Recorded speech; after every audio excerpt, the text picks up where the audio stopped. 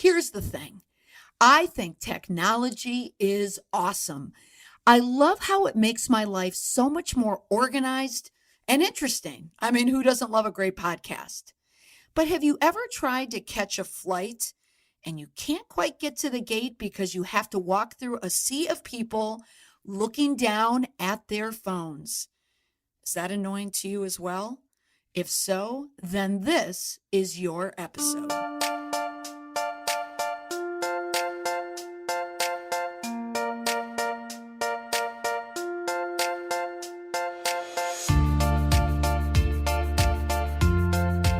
You know the old saying, you never get a second chance to make a first impression. And that first impression is so important.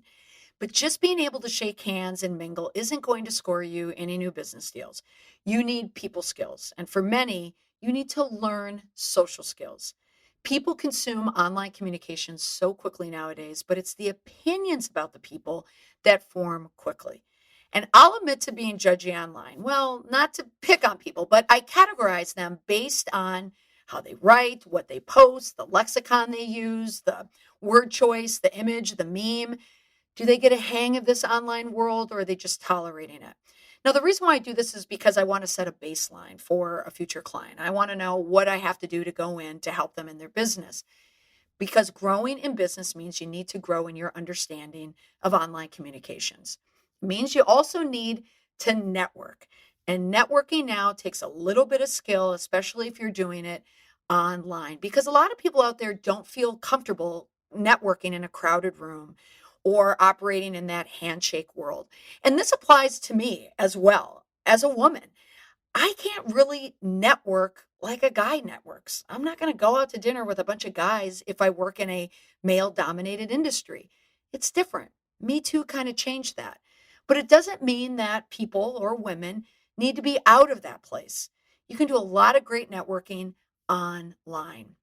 If you feel that way, then I know this episode will help you. Many of you I know want to look the best you can online, and you are terrified of making mistakes. And you might be ashamed to ask people how to do this, which is one of the reasons why I created this podcast, by the way, because I get these questions all the time from people, and they're always offline or they're outside of the conference room when it's just one-on-one. And people will tell me, I don't know how to do this. And these are people at the top of their game.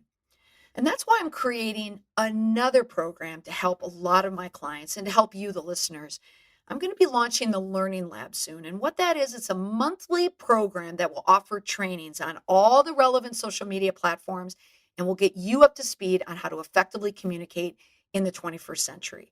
You'll learn how to use social media platforms like a boss on networks such as LinkedIn, Facebook, and Twitter. You'll also gain insights on how to get more visibility online, how to engage online, how to mitigate a crisis and manage your reputation both professionally and personally. And you'll be able to do it from the comfort of your home or office in a language you will understand. It will help you be heard, be seen, maintain your relevancy. So I hope the Learning Lab can help you.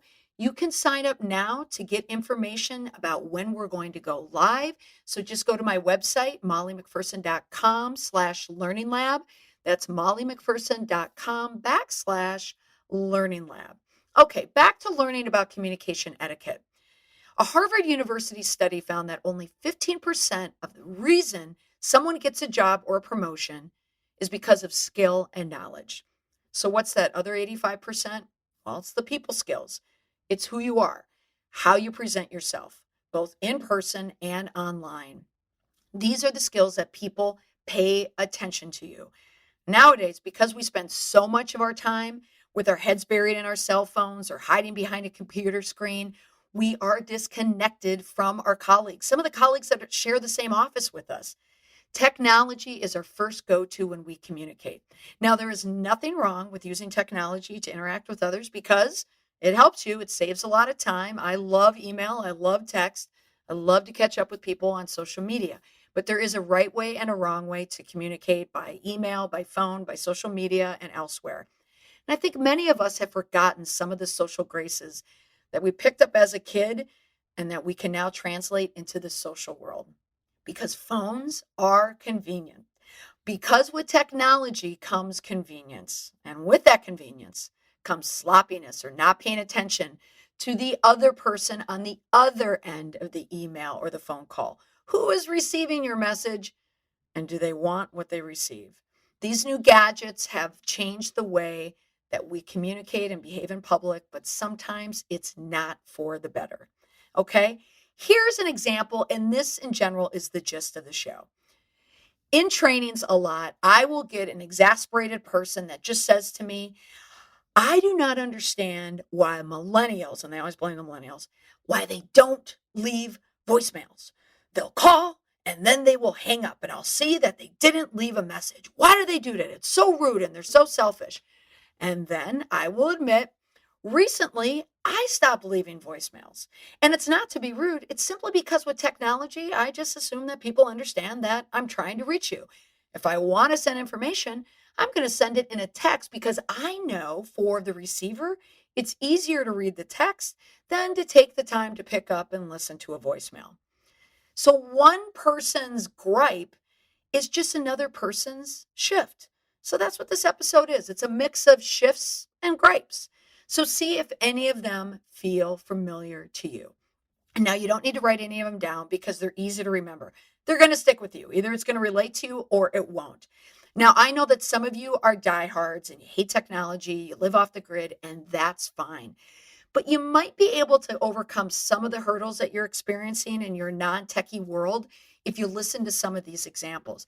And you may even be able to look at technology in a different way. Okay, so let's get started.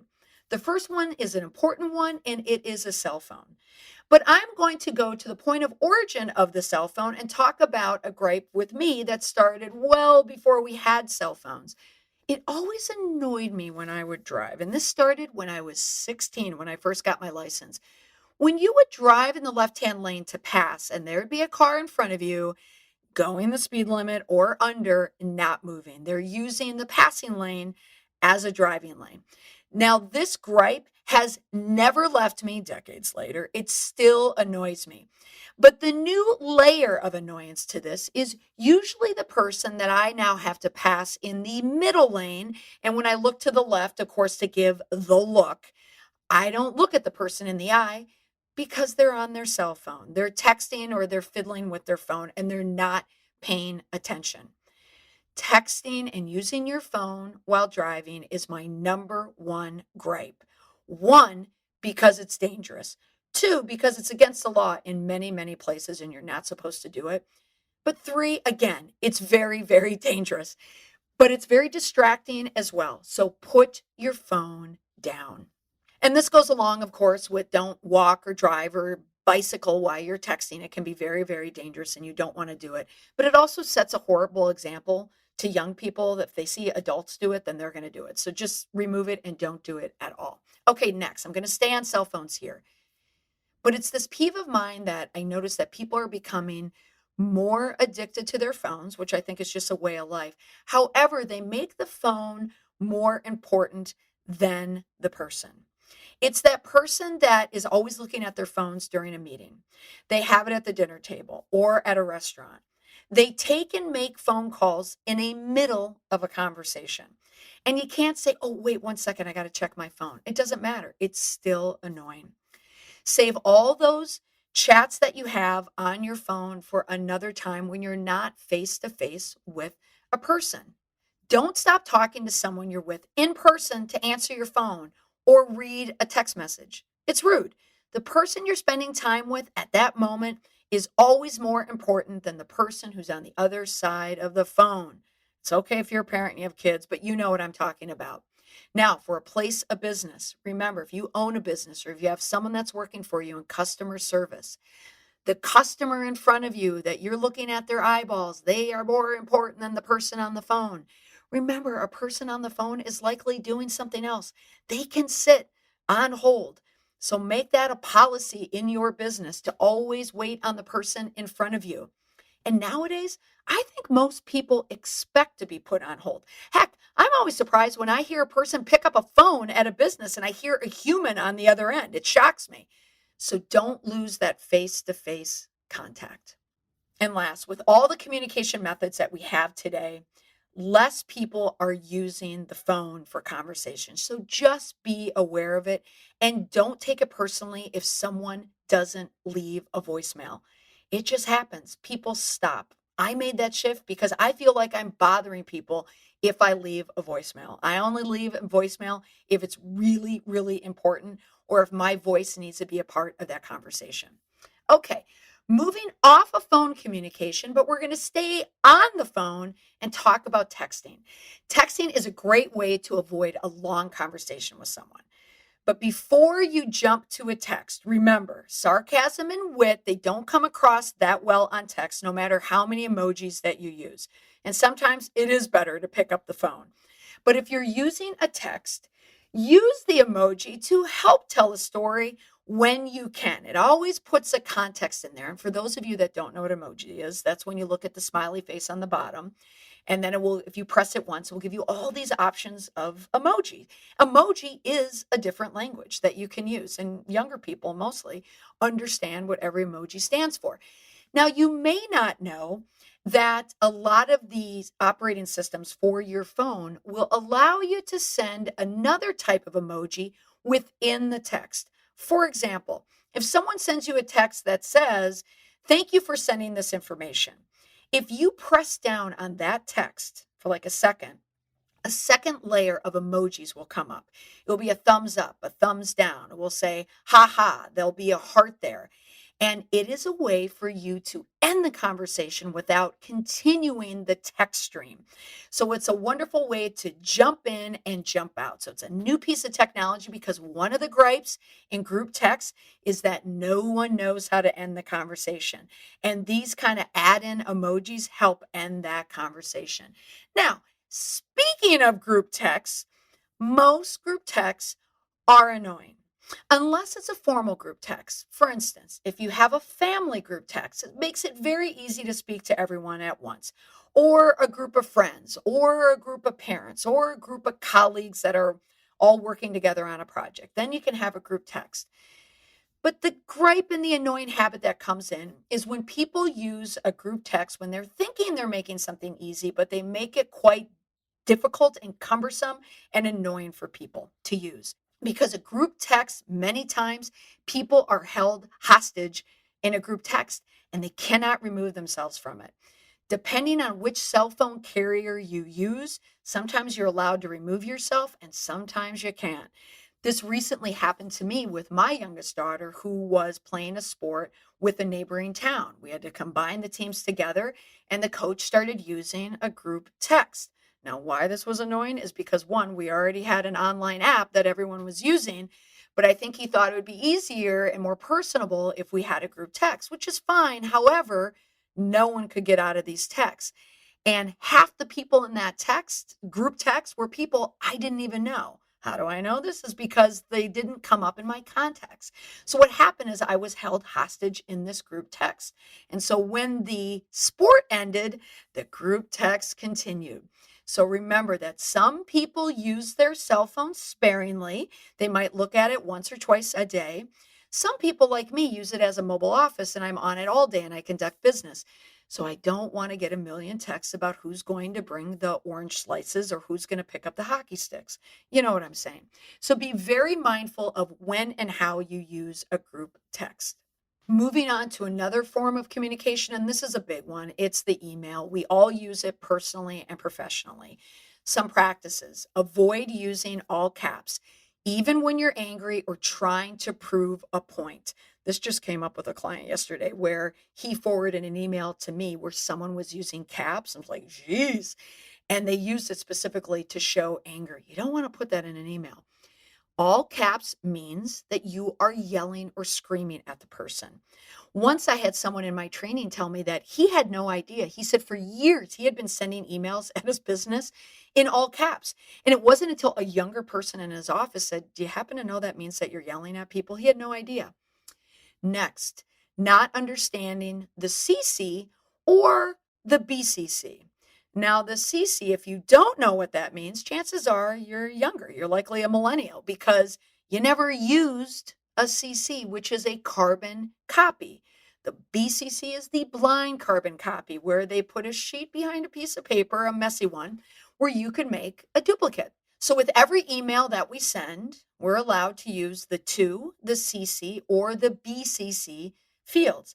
And every once in a while, you will get that person that will hit the reply all in the CC field, and everyone is going to get that email. Do you remember in Utah, they had a reply all fiasco when someone wanted to send an email to just a few people in an office about a small potluck? And the email ended up going out to 25,000 people who would hit reply all every time they replied to the email. So the PIO officer there in Utah for the Department of Emergency Management referred to the fiasco in a press release as Reply All Gate 2018. That's pretty funny. But be very mindful of how you use the reply all, and not just for a potluck, but if you happen to be a little snarky or maligning someone else. I've heard this many times. I'm sure many of you did as well, where someone is a part of the reply all and you didn't think that they were. So that leads into the next tip. Try and figure out as quickly as you can how to retrieve that email back. I use Google G Suite that allows me 30 seconds to retrieve that email. That is valuable. And I'm going to tell you, I've used it on multiple occasions. So look to see if your email provider software gives you that feature. It's an important one. Also with email, be aware of people's time. Just because an email or a text is quick and easy way to communicate with people, it doesn't mean that you should do it constantly. Every ding a person gets is an interruption. Some people may not be using email a lot, but some people live on their computers all day and an email will interrupt them. How I cut down on it, I only check my email a few times a day because I'll just get bogged down when I check my email too much. Next, when you're sending dates, this is an annoying habit that I still see.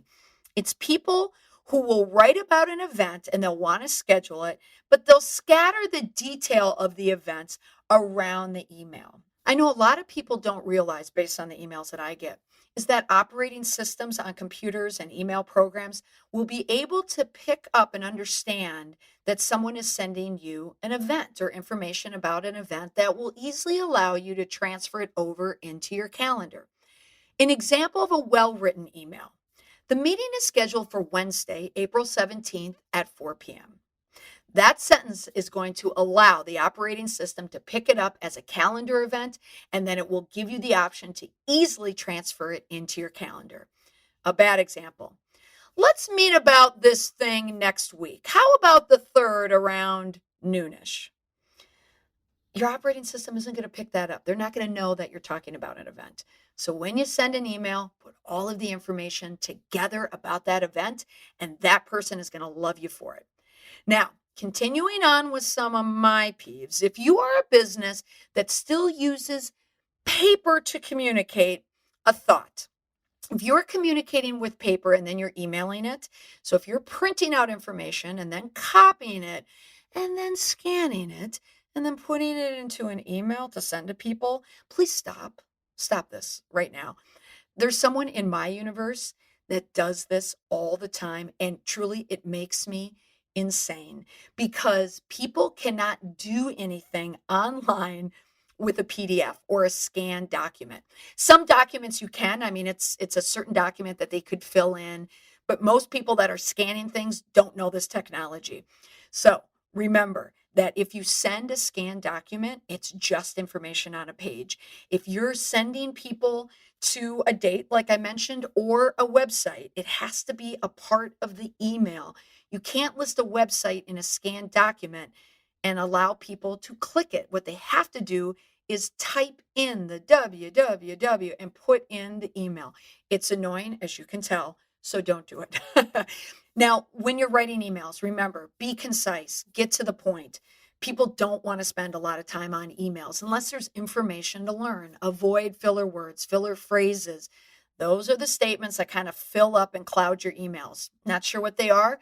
listen to episode number 2 where I talk all about filler words. And choose the right email method for you. Use the one that you're most comfortable with and you're most comfortable with finding out information about. If you don't have questions, then you can just Google it and find more info. A system that I use that I love, I just implemented it recently. It's called Yesware. And what it does is it tracks your emails. It tracks emails and you can see when someone opens it. You can see if they never saw it. You can track a campaign. You can track your schedule. You can do so much with it. I'll include it in the show notes, but it's called Yesware. And yes, I love it. Okay, moving on. We're going to talk about social media here. I could spend, oh, I don't know, 5 days on this topic because there's so many annoying things that annoy so many people. But let me focus on the day to day, the ones that pop up a lot more often than not. Do not post videos or photographs of friends, family members, coworkers on social media without their permission. It is a violation of privacy and it also could harm your relationship. And never post a photo that could cause someone embarrassment or get them in trouble at work. Now, Facebook is constantly updating their privacy settings, and they do have a setting for this now for the tagging feature. If someone is tagging you on a photo, it will not automatically post to your Facebook page if you don't allow it. So go ahead, go into the settings and see if this feature is set up for you right now because it gives you the options of filtering out any photo that you don't want to be tagged on. It's important, so take the time to check it out. Next, don't rant about people on social media, especially if you know they're on social media. How many times have you seen that happen? I mean, that has personally happened to me. Now, I'll admit it, it is fun to read other people's rants or complaints on social media, try and piece the puzzle together to see who they're talking about. But the same applies to oversharing, over commenting, over bragging. People don't want to hear it or see it a lot. Keep in mind that people judge everything that you post. They want to get to the real story. They want to suss out what's going on. Next, don't complain about your job. Don't complain about your clients. Don't put too much information on social media. So many people forget this and they lose their jobs. Even if you think you're only posting something for a few people to see or only a few people will get it, a lot of people are going to get it. And anything you put online stays online forever, even if you delete it, because people will grab screenshots. And also, when you're complaining about your job, know that most people end up losing their jobs when they complain or they post something negative on social media about their jobs, because a lot of companies are creating social media policies and they can you right on the spot. So go ahead, Google how many people have lost jobs over social media, and you'll get a general sense of it. Be careful about oversharing personally and professionally. If you're having an argument with your partner or a bad day with the kids, if you have very strong political views, or you think you have a great sense of humor, but it's slightly inappropriate, always think about what you post, because next thing you know, you're going to engage in a heated debate with friends and family, and social media makes it an easy place for things to explode. This last one, now I know a lot of people are going to share this one with me because it's so annoying. Do not extend the life of a hoax by posting it on your Facebook page. Now, here's an example of one. I'm sure you've seen this. Hi, I actually got another friend request from you, which I ignored, so you may want to check your account. Hold your finger on the message until the forward button appears. Da da da da da. And there's a lot of iterations of the same hoax. Know that it is a hoax. There is absolutely no algorithm within Facebook where they are checking what people write in a post to decide how they are going to friend someone else or if they're going to get increased or decreased visibility in a newsfeed. It doesn't exist. All it does is let people know that you fall for hoaxes. All right, now we're going to move on to another piece of technology. And this is just one area. It is the volume. Do not speak too loudly on your phone in a public place. If you have earphones in or earbuds, you want to keep the noise low because other people's media is the type of sound that people can't unhear. You know what I'm talking about. You can't tune it out. If you're in an elevator, don't keep talking on the phone. Now, I will admit that I break this rule a lot. And when I do it, I'm fully aware of it, but it is annoying for other people. And I'm sorry. Also, it's when you're playing music too loud, or if you're using technology in a public place and you don't use headphones or you don't use earphones so everyone else can hear. This happened to me recently. I was at Boston Children's Hospital. My daughter was having a procedure there. So I was in the waiting room for a few hours. And in walks a family with their iPad, and they set it up on the table right next to me to watch Netflix, the two of them together. Now, I understand it was a children's hospital, and the good Catholic in me, I didn't want to have bad juju and say anything or be upset about it. So first I put my headphones in to try and tune it out. But again, I couldn't. And we all had to sit and listen to them watch The Walking Dead. It wasn't even a cartoon for one of the younger kids, but it was incredibly, incredibly rude and annoying. But I also don't think they had any idea that they were annoying all these people. It wasn't until the clowns came into the waiting room to distract people. And I was so grateful for the first time in my life to see a clown, because traditionally I don't like clowns. But they came in and they were asking people for requests and jokes, and they wanted to know why everyone was there. And I only made one request. I said, could you clown around with that couple over there so they stop using the Netflix? The clown laughed, and the clown did his job. So I now love clowns ever since that. But just be mindful of the volume. Okay, moving on. Speaking of volume, when you're communicating with someone through technology, be mindful of what they are hearing. In the case of using Zoom or Skype or any other virtual video communication, be aware of the background noise. That noise can be amplified on your microphone. So if you're making a video call or a call with a group of people that is on a speakerphone, it is incredibly distracting, especially if more than two people are on the call, for other people to hear that background noise. Just yesterday, I was on a Zoom call and the Amazon truck came up. I was working from home and my dog went crazy because the Amazon truck was coming and I couldn't stop it. So I had to find the mute button there, but I couldn't find it. So it took me a while. So on this recorded call, you can hear my dog in the background.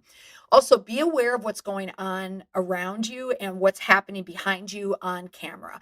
Are you professional looking, or is there an unmade bed and dirty clothes behind you? If you have a home office, be mindful of what is behind you.